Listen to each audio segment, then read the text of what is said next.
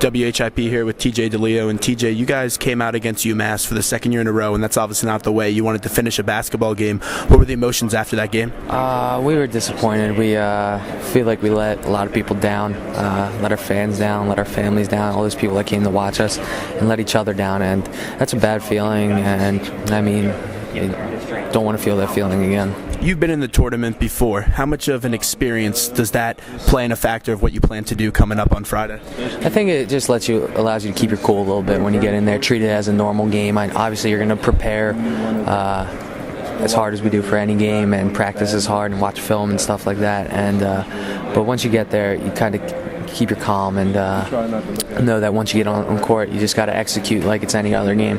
What were the emotions leading up to that announcement coming up on Sunday? Some people had you in, some people had you out, but the general census was that you guys were getting in the tournament. Yeah, I mean, I felt like we were going to be in, but couldn't be sure. I was definitely real anxious, real nervous. Once I saw Oregon get a 12 seed, I was like, oh God, anything can happen, because they just won their conference tournament. And then, so I got a little nervous after that, but I had a feeling we'd be in, and I'm glad we didn't have to wait too long.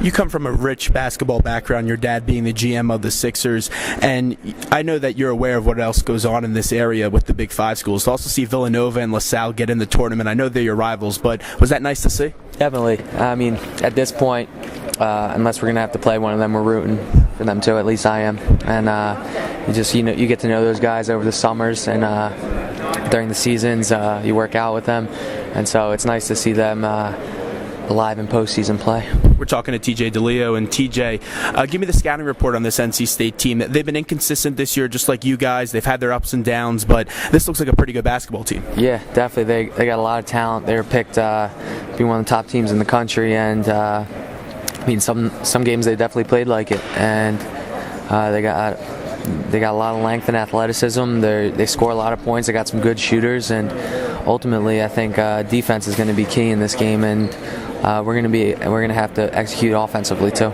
You talk about defense, and this team has struggled defensively this year, especially up against a big men, whether it was Sutherland, Benamon, or Hagans, and these guys not have only one but two or three big men. How important is Relier, Hollis Jefferson, Anthony Lee, and Jake O'Brien to your team's success on Friday? I think very important. I think not only they got to defend, they got to keep their guys off the glass. We all got to do a good job gang rebounding and helping them get rebounds and not letting NC State get any second chances, because those second chance points they really deflate you as a team, and they're almost worth more than 2 points because it just gives energy to the other team. You, Khalif, and as well as Scooty Randall, the leaders of this team, you're the guys they look to. What's been your message this week to the rest of your teammates? Treat it like a normal week. I mean, obviously, it's going to be impossible not to get excited, not to get a little anxious, nervous, but just treat it as much like a normal game as you can, and just prepare as hard as you would for any game. Study film, pay attention to all the little details, and just try and retain everything that the coaches are telling us. And what's been the feel like in practice this week? I think yesterday we had a good practice. We're not going so long, but we're practicing hard. And yesterday there's good energy, good competition, and